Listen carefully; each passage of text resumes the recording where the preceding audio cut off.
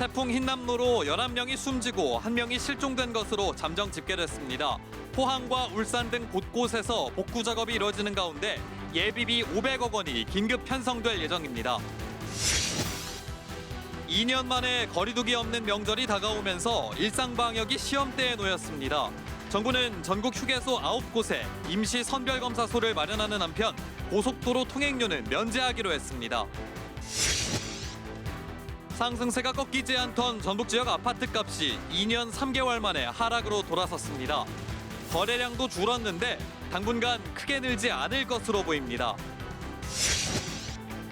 서거석 전북교육감 폭행 의혹에 대한 진실 공방이 커지고 있습니다.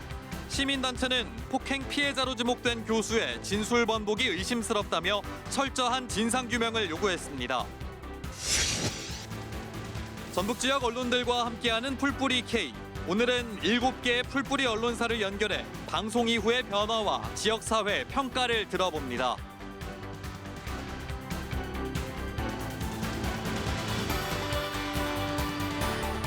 시청자 여러분 안녕하십니까? 전북 7시 뉴스입니다. 태풍 흰남노 상륙 당시 울주에서 실종됐던 20대가 숨진 채 발견됐습니다.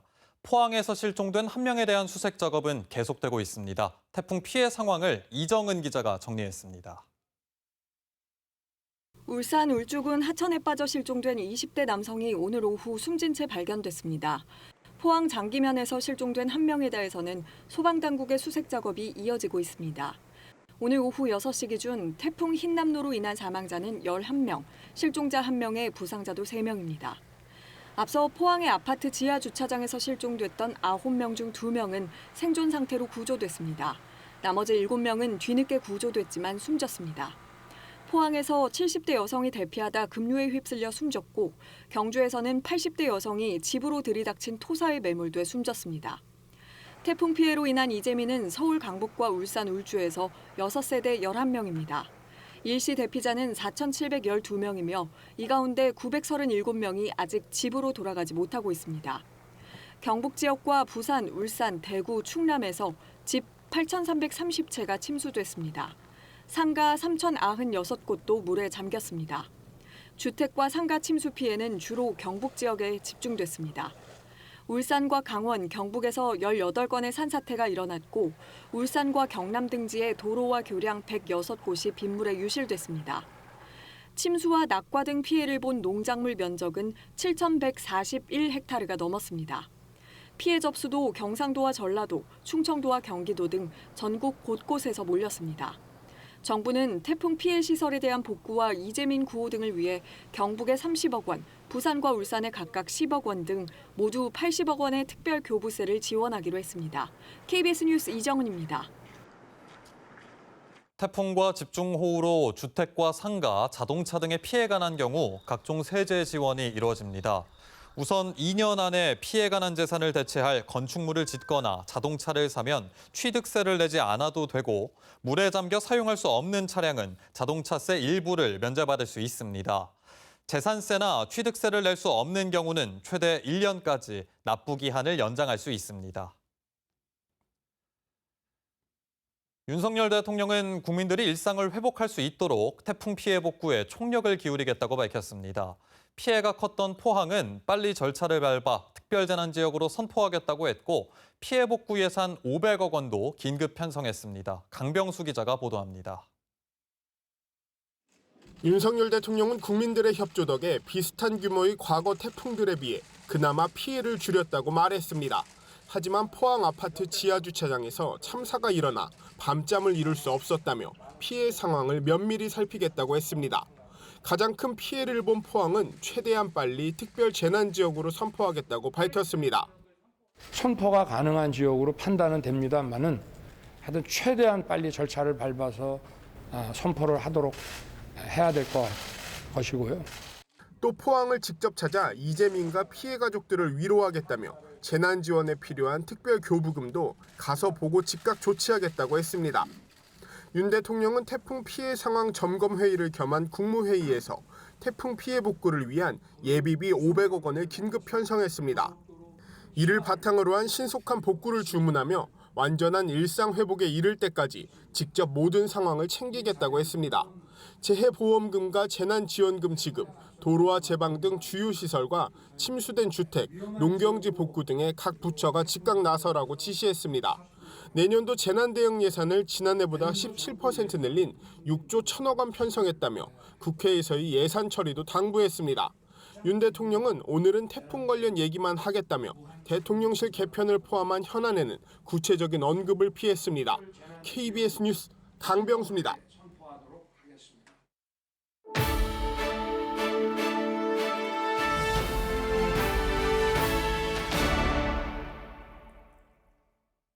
김재 씨가 추석 명절을 앞두고 모든 시민에게 100만 원씩 일상회복지원금을 지급하고 있습니다. 현 시장이 지난 지방선거 때 공약으로 내건 뒤 곧바로 실행에 나선 건데요. 논란이 적지 않습니다. 코로나19 이후 늘고 있는 자치단체의 현금성 지원, 취재기자와 함께 하나씩 짚어보겠습니다. 조선호 기자 어서 오세요. 네. 김재 씨의 이 100만 원 지원 상당히 파격적인데 네. 4인 가족 계산해보면 한 가정 400만 원이에요. 이게 가능한 예산인가요? 네, 정성주 김제시장 초선인데요. 지난 6일 지방선거 때 공약했던 내용입니다. 시의회도 관련 예산을 곧바로 통과시켰고 민선 8기 출범 2달 만에 시민들은 100만 원씩 손에 쥐게 됐습니다. 1인당 지급액으로는 전국에서 가장 많은 것으로 알려졌는데요. 시민들은 크게 환영하는 분위기입니다. 김제시가 그만한 재정 여력이 있느냐 이게 관건인데 김제시 주민등록 인구가 지금 8만 1,000명 정도 되거든요. 100만 원씩 계산하면 이 예산만 810억 원이 넘습니다.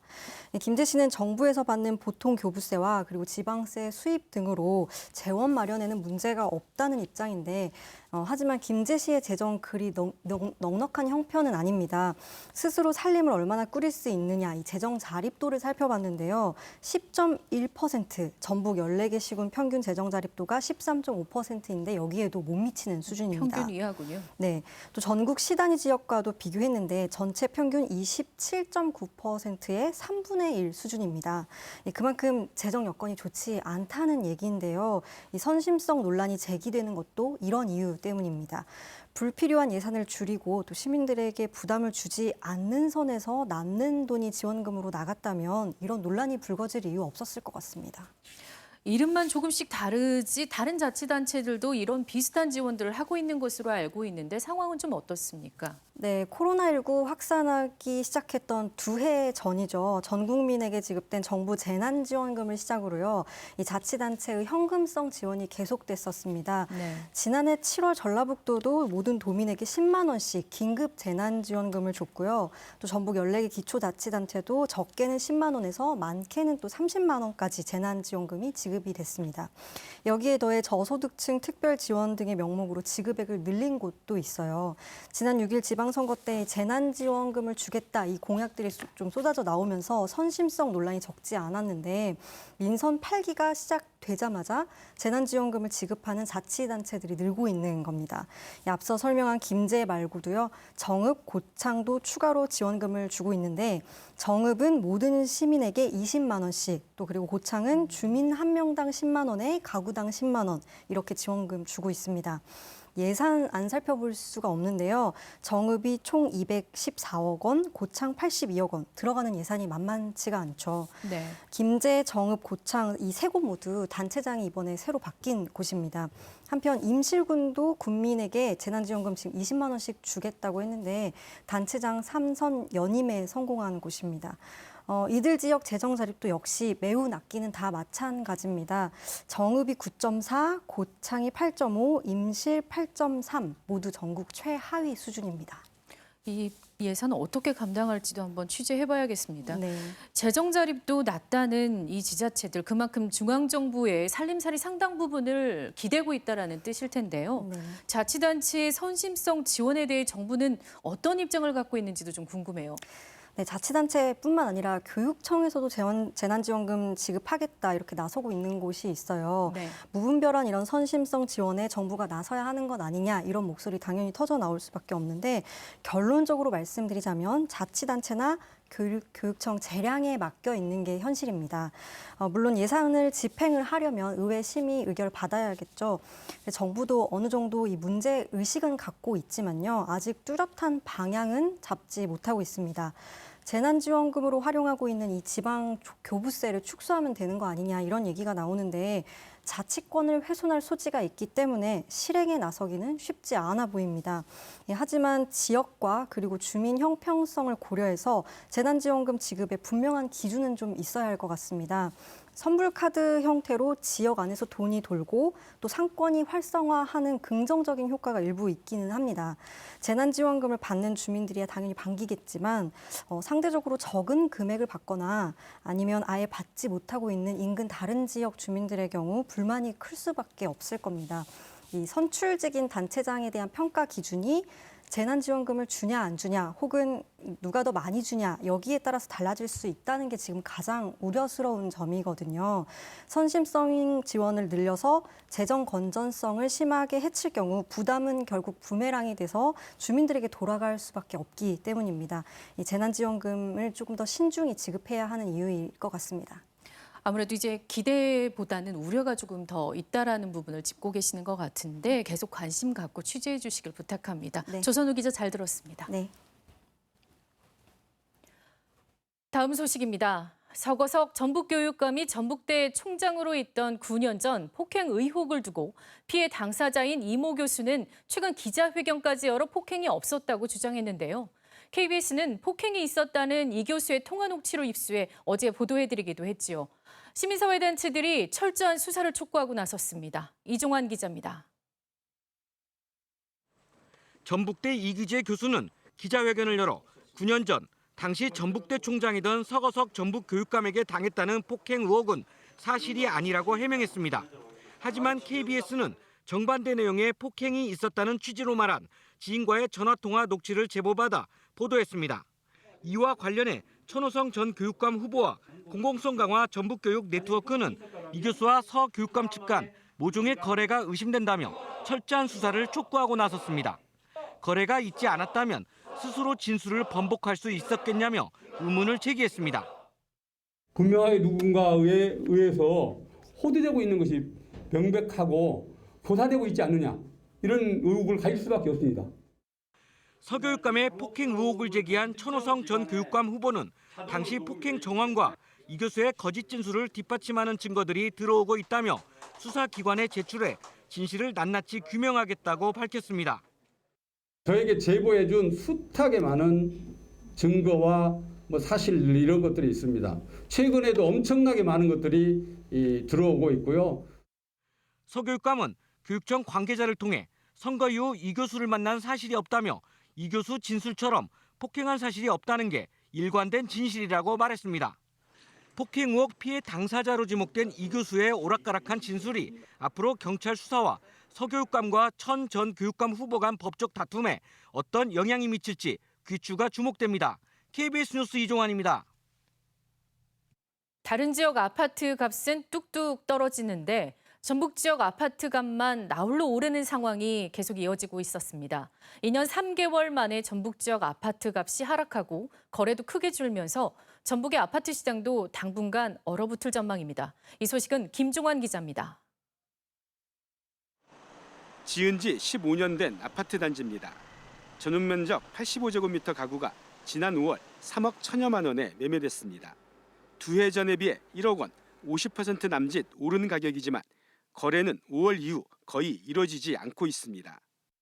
실수요, 저희 지역에 어떤 기업이 들어와서 아니면 인구의 유입에 의해서 금액이 상승한 것이 아니라 투자 심리가 꺾이면 그 재투자의 수요가 없으면 금액은 유지하기가 어렵죠. 한국부동산원 조사 결과 지난달 마지막 주 전북 지역 아파트 매매 가격이 하락했습니다. 지난 2020년 6월 이후 상승세가 꺾이지 않다가 2년 3개월 만에 하락으로 돌아선 겁니다. 이 기간 군산과 전주 아파트 가격은 크게 올랐지만 남원, 익산, 김제 상승률은 한 자릿수에 그쳤는데 모든 지역에서 몇 달 전부터 거래가 뚝 끊겼습니다. 매매 수급 동향 지수는 지난해 5월 이후 계속 100 아래로 내려가 있어 수요보다 공급이 우위인 상황이 이어지고 있습니다. 아파트 매매 건수도 정점을 찍었던 2020년 12월에 비해 3분의 1로 줄었습니다. 당분간 매도자들은 호가를 대폭 내리지는 않지만 거래가 되지 않고 매물이 쌓이고 매수자들은 지금 나와 있는 시세에는 아마 쉽게 매수를 결정하지 못할 겁니다. 따라서 거래량이 대폭 줄어든 그 상황이 오래될 것으로 이렇게 보여집니다. 전북에서 이달 이후 내년 말까지 입주 예정인 아파트는 14,000가구 정도. 완주가 5,100여 가구로 가장 많고 전주는 2,900여 가구, 군산, 익산은 각각 1,800가구 안팎입니다. KBS 뉴스 김종환입니다. 오는 10일은 세계보건기구가 정한 자살 예방의 날입니다. 우리나라의 자살률은 OECD 국가 가운데 가장 높은데요. 최근에는 정신적인 이유로 극단적 시도를 하는 비율이 상대적으로 높아져 대책이 필요하다는 지적입니다. 이 소식 한주연 기자가 전합니다. 지난 2020년 기준 전주 지역에서 극단적 시도로 숨진 사람은 178명. 인구 10만 명당 27.3명으로 우리나라 평균 23.5명보다 4명 가까이 많습니다. 성별로는 남성이 70% 이상을 차지하고 나이별로는 50대가 20% 이상입니다. 극단적 시도를 한 원인을 살펴보면 우울증과 같은 정신적 문제가 상대적으로 가장 많았고 경제적 어려움과 육체적 질병 문제가 뒤를 이었습니다. 전문가들은 무엇보다도 신속한 정신과 진료가 이루어져야 한다고 강조합니다. 면담을 통해서 생각을 바꿀 수 있었습니다. 그런데 이런 면담은 전문가의 면담이 필요합니다. 일반인들이 도움을 아무리 주고 싶어도 우울증에 대한 근본적인 이해와 해결책을 알지 못하기 때문입니다. 극단적 시도의 원인을 해소하는 데 행정의 집중이 필요하다는 지적도 나옵니다. 시민들의 민생을 챙긴다고 하면 당연히 해당 분야의 조직을 축소시키는 게 아니라 오히려 확대하고 강화하는 노력들이 필요합니다. 좀처럼 줄지 않는 극단적 시도. 지역 사회의 지속적인 관심과 노력이 절실합니다. KBS 뉴스 한주연입니다.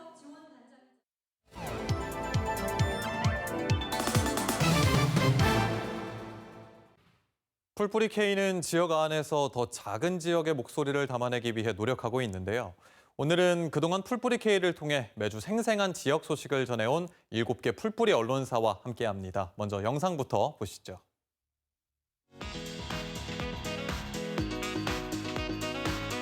이번엔 각 시군에서 활동하는 언론사와 함께 지역 소식을 전하는 풀뿌리 K 수사입니다.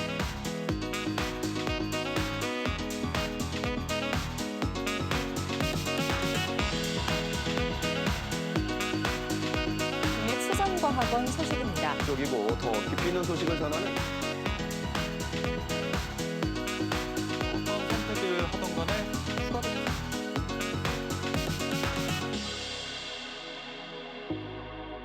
KBS 전주방송총국과 함께 전북에서 시작한 풀뿌리 K가 올해는 전국 KBS 지역 총국으로 확대되면서 전국 곳곳에서 더 많은 지역 시청자와 함께하고 있습니다.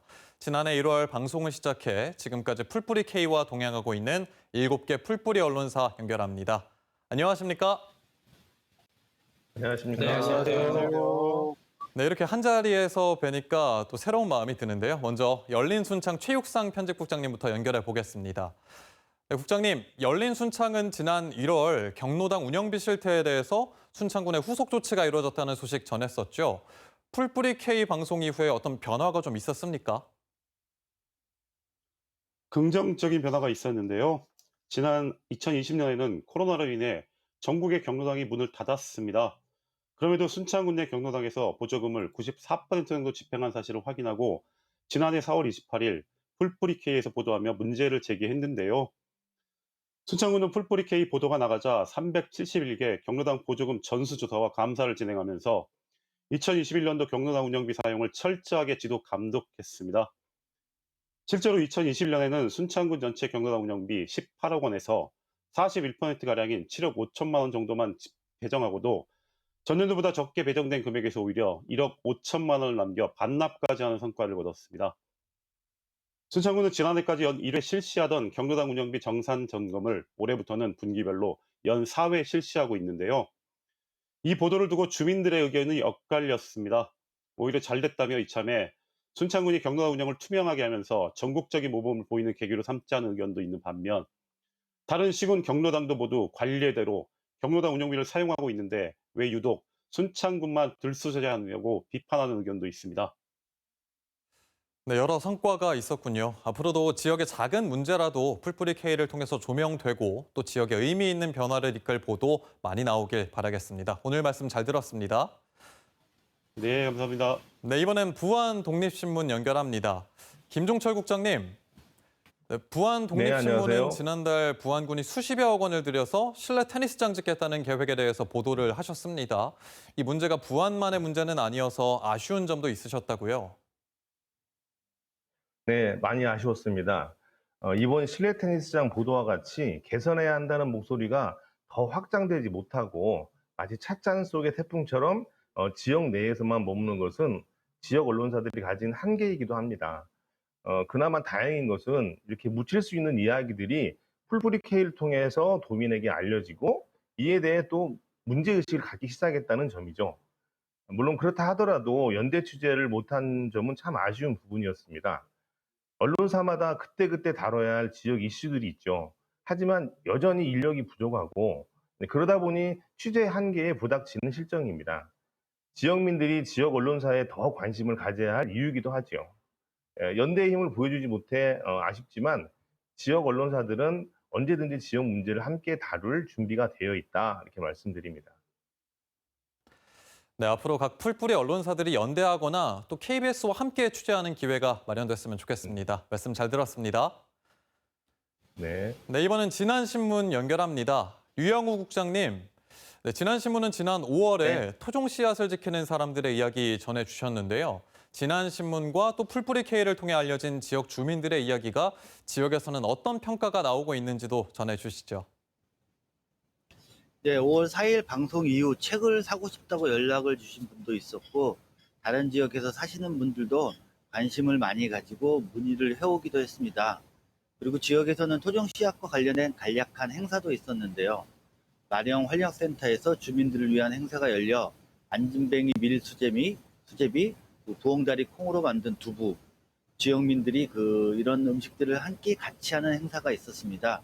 연로한 어르신들은 옛날에 먹던 맛이라고 회상하면서 또 두부가 특히 맛있다고 인기가 좀 있었습니다. 이처럼 저녁 7시 30분에 방송되는 풀뿌리 K는 농촌 지역 주민들의 삶을 담아내고 있고 또한 지역에서 발생하는 문제들을 전라북도가 함께 고민하는 시간을 제공을 해주고 있습니다. 방송 후에는 지난 지역뿐 아니라 다른 지역에서도 우리도 같은 고민을 하고 있다. 이런 좀 지역의 문제를 지역에 함께 고민하고 해결하는 공간으로서 풀뿌리 K가 그 역할을 하고 있다는 게 풀뿌리 K 지역 시청자들의 얘기입니다. 지역 문제에 대한 관심이 반갑습니다. 앞으로도 지역 주민들의 활동이 풀뿌리 K를 통해서 기록되고 또 더 널리 알려져서 지역 자산으로 활용되길 바랍니다. 말씀 잘 들었습니다. 네. 네, 풀뿌리 K가 이렇게 시청자와 함께한 지 1년 7개월이 됐습니다. KBS와 풀뿌리 언론사의 협업에 대해서 지역 시청자들의 평가와 바람은 어떤지도 들어봤습니다. 화면으로 만나보시죠. 지역 언론 자체들이 어떤 확장성이 상당히 부족했거든요. 근데 이 풀뿌리 K로 인해서 다른 지역의 소식도 접할 수 있고 그다음에 이 완주 이 봉동 지역의 기사를 또 더욱 알릴 수 있는 기회가 많아진 것 같더라고요. 저희같이 힘없고 목소리가 크지 않은 사람들이 문제를 가지고 도움을 청했을 때 다른 방송에서는 저희를 다뤄주지 않았는데 풀뿌리 K를 통해서 저희 문제를 보도를 해줘서 굉장히 고맙게 생각을 했죠. 이 보도를 통하여 사후에 어떻게 개선이 됐고 어떤 식으로 문제점을 파악하고 있고 더 나아갈 수 있는 방향을 알려줬으면 하는 바람이 좀 있습니다. 농촌, 또 어촌, 대도시에서 사는 그 서민들의 소외층, 그분들에 대한 그 알거리, 그리고 볼거리, 알릴 거리를 갖다가 좀 더 이런 KBS 네트워크를 인용해서 좀 더 확충될 수 있는 기회가 될 수 있기를 바라겠습니다. 풀뿌리 K에 대한 시청자들의 기대와 조언 잘 새겨 듣겠습니다. 이번엔 김제 시민의 신문 남성훈 기자 연결합니다. 기자님, 김제 지역 사회의 반응도 궁금합니다. 풀뿌리 K와 협업한 뒤에 신문에 대한 지역 주민들의 의견도 많이 들으셨을 텐데요. 어떤 변화가 좀 있었습니까? 네, 일단 결론부터 말씀드리자면 김제 시민의 신문에 있어 풀뿌리 K와의 협업은 매우 긍정적인 변화를 이끌어냈다는 평입니다. 기존 지역 신문에 국한돼 제기됐던 각종 부조리와 비합리적인 사건들이 풀뿌리 K를 통해 빠른 속도로 변화되는가 하면 방송 이후 일부 시민들 사이에서는 문제의식을 갖고 잘못된 점을 바로잡으려는 움직임이 일기도 했습니다. 미디어의 힘은 실로 위대했고 기자는 이에 부응하기 위해 더욱 신중히 진실에 다가가며 정진할 수 있었습니다. 지역의 시청자들 또한 풀뿌리 K 방영 이후 평소 간과했던 지역 현안에 대해 자세히 알 수 있었다는 긍정적인 의견이 주를 이루고 있습니다. 여러 긍정적인 변화가 있었다니 반갑습니다. 지역 풀뿌리 언론들도 풀뿌리 K와 함께 한 걸음 더 성장하고 영역이 확대되는 계기가 되길 바라겠습니다. 말씀 잘 들었습니다. 네, 감사합니다. 다음은 무주신문입니다. 신주혁 국장님, 무주신문은 KBS 재난방송에 함께 참여하고 계시죠. 이번에 태풍 흰남노가 영향을 줬을 때에도 무주 지역의 생생한 현장 영상 보내주셨는데요.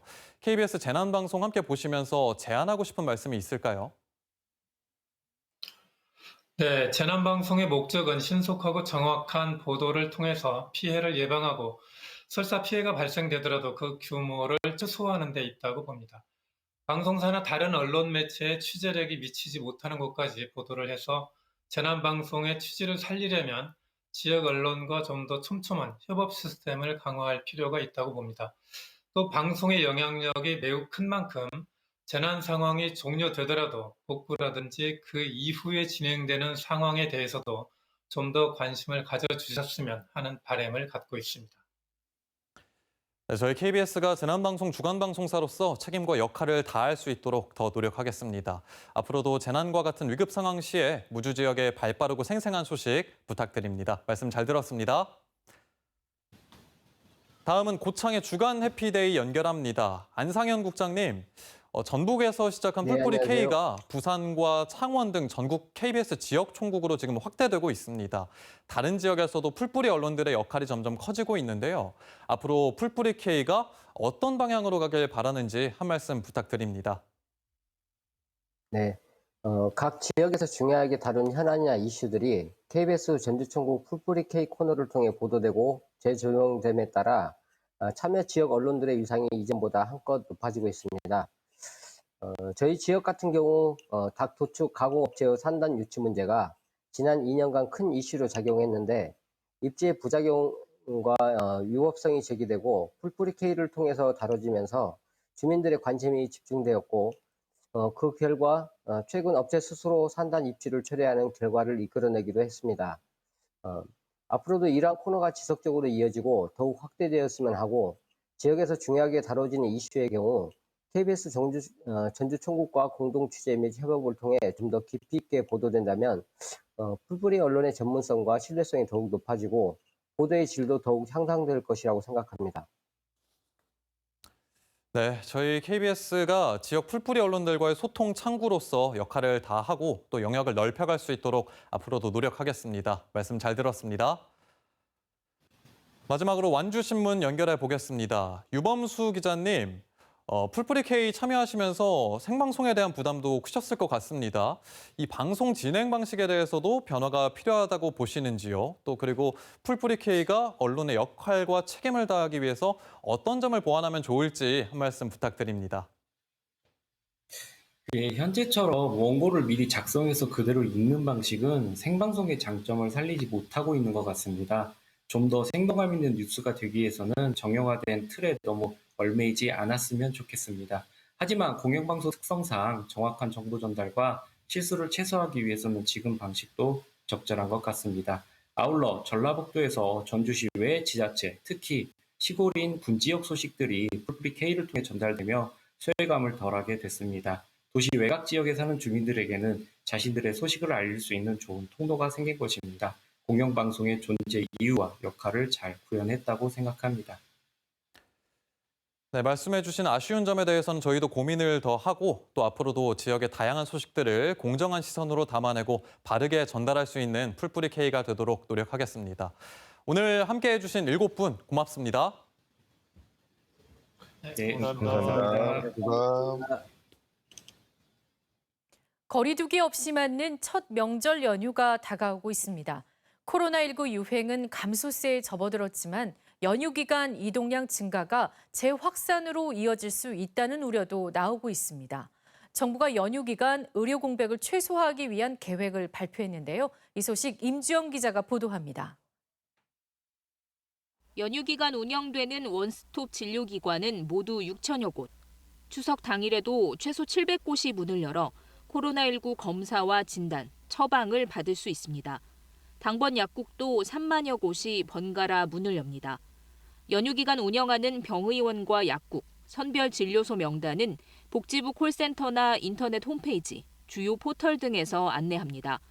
병의원과 약국이 부족한 지역에서는 보건소에서 먹는 치료제를 처방합니다. 자치구에 원스톱 의료기관이 2개 이상 확보되지 않는 경우에는 보건소가 이제 의료기관으로서 진료기관으로서 문을 열게 되고 처방까지 가능하다는 뜻입니다. 오늘 코로나19 신규 확진자는 8만 5천여 명으로 수요일 기준 7주 만에 가장 적었습니다.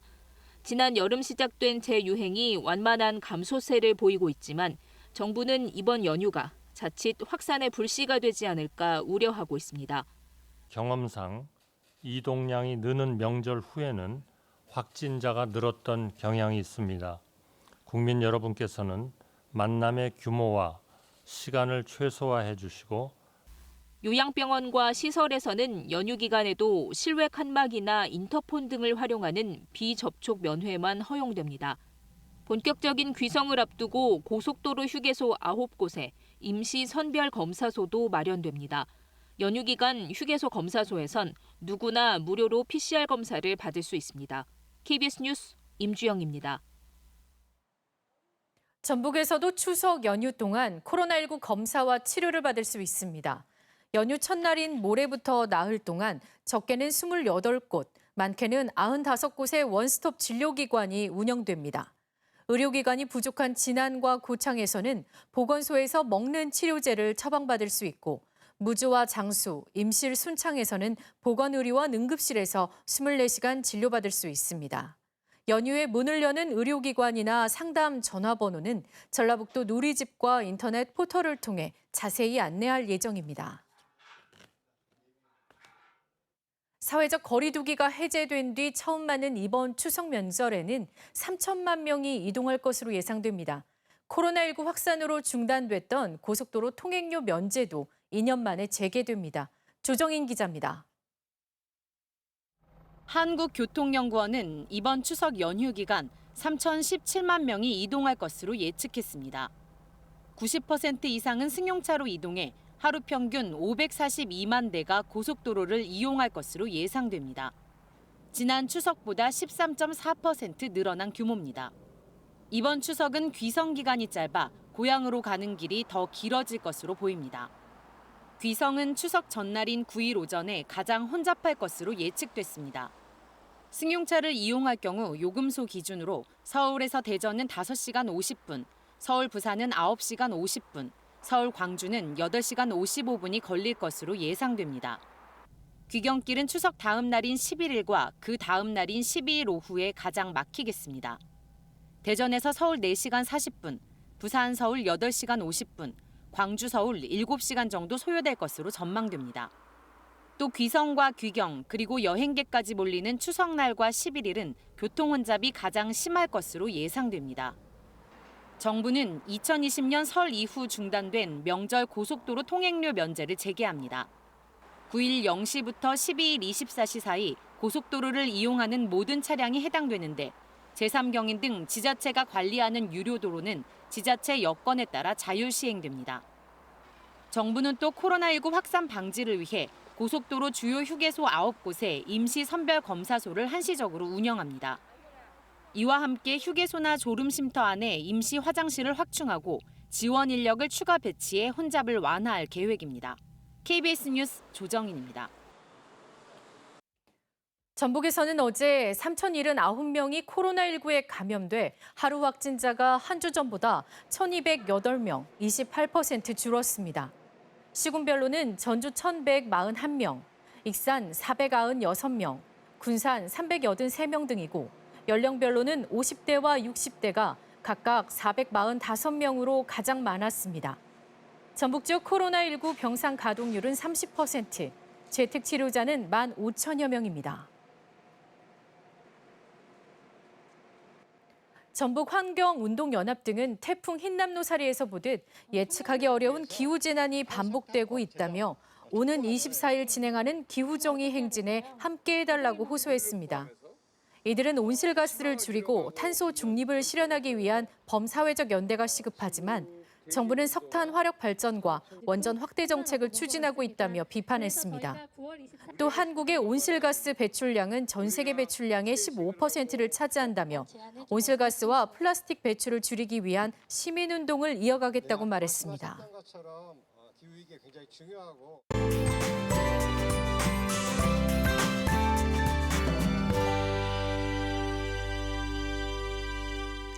태풍이 지나가고 청명한 하늘이 드러났는데요. 오늘 전주의 낮 최고 기온이 28도까지 오르면서 아침보다 10도 이상 뛰어올랐습니다. 본격적인 가을이 시작된다는 절기 백로인 내일도 일교차가 크게 나는 만큼 옷차림 신경 쓰셔야겠습니다. 내일 새벽부터 아침 사이 안개가 끼는 곳이 있겠습니다. 특히 강이나 호수 주변으로는 안개가 더욱 짙어질 수 있어 차간 거리 넉넉히 두고 이동하셔야겠습니다. 내일도 고기압의 영향권에서 종일 맑은 하늘이 드러나겠습니다. 다만 낮 동안 자외선이 강하겠습니다. 자세한 지역별 기온 보시면 서부 지역의 아침 기온 예년 이맘때보다 2, 3도가량 낮겠고요. 낮 기온은 익산이 27도, 고창이 28도까지 오르겠습니다. 동부 내륙의 아침 기온은 장수가 11도까지 떨어지지만 낮에는 27도, 남원은 29도까지 올라 다소 덥겠습니다. 물결은 서해남부 전해상에서 잔잔하게 일겠습니다. 이번 추석 연휴에 구름만 간간히 지나면서 이동하기에 불편함이 없겠고요. 일교차 큰 가을 날씨가 이어질 전망입니다. 날씨였습니다. 앞서 전북 지역 연령대별 5, 60대 확진자는 445명으로 바로잡습니다. 뉴스를 마칩니다. 시청해주신 여러분 고맙습니다.